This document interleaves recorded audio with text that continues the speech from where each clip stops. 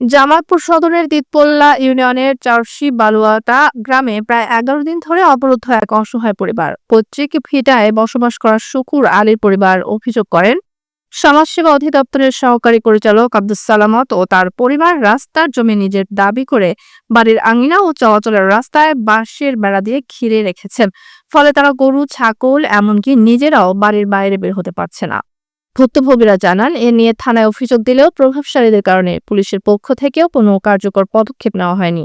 সন্ধ্যাগন্ডা নিয়ে আসে বাড়িঘর হামলা চালা একবার হামলা চালানোর পরে আবার সমাজবাসী মিলে এই রাস্তাঘাট খুলে দেওয়ার পরে আবার 1 মাস পরে আবার হামলা চালা।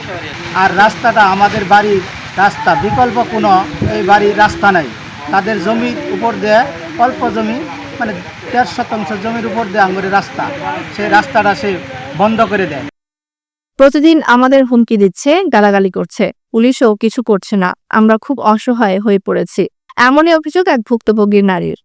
আমার দাদা শ্বশুরের বাড়ি, আমার স্বামীর বাড়ি, আমার দাদা শ্বশুর মারা গেছে, আমার শ্বশুর মারা গেছে, এরা বুঝতেছে।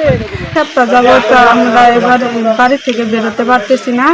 মাসুতাম করে এরকম করে সন্ধ্যাগন্ডা নিয়ে এসে জায়গা দখল করে কোনো দিক বেরোতে পারছি না। আমরা বাজার সদাই করতে পারতেছি না। আমার বৃদ্ধ শ্বশুর মসজিদে যেতে পারতেছে না। আমি 17 বছর যাবৎ এখানে বিবাহ হয়ে আসছি, আসে দেখি এটাই আমার শ্বশুরের চলাফেরার একমাত্র রাস্তা। আমাদের আর কোনো বিকল্প রাস্তা নাই। ওরা সবাই অত্যাচার করে আমাদের বাড়ি ঘর দরজা সব যে খুবই এগুলো ভেঙে তসমাত করছিল এবং বাড়িতে ঘাসপালা লাগাই গেছে। আমাদের কোনো গরু বাছুর ভাই করতে পারতাছি না, কোনো ধান ভাঙাতে পারতাছি না, গাড়ি ঘোড়া ভার করতে পারতাছি না। আমাদের এটাই কষ্ট। এটাই সরকারের কাছে আমাদের একটাই আবেদন, আমাদের রাস্তা আমাদেরকে যেভাবে হোক আমাদের রাস্তার ব্যবস্থা করে দেওয়া। আমরা আস্থা মধ্যে তাদেরকে 55,000 টাকা দিয়েও রাখছি এবং তারা এখানে অস্বীকারে আছে।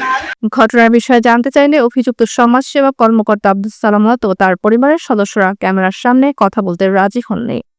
এ বিষয়ে জামালপুর সদর উপজেলা নির্বাহী কর্মকর্তা জিনাত শহীদ পিঙ্কি বলেন, আমরা ঘটনাটি সম্পর্কে অবগত হয়েছি, তদন্ত করে প্রয়োজনীয় ব্যবস্থা নেওয়া হবে।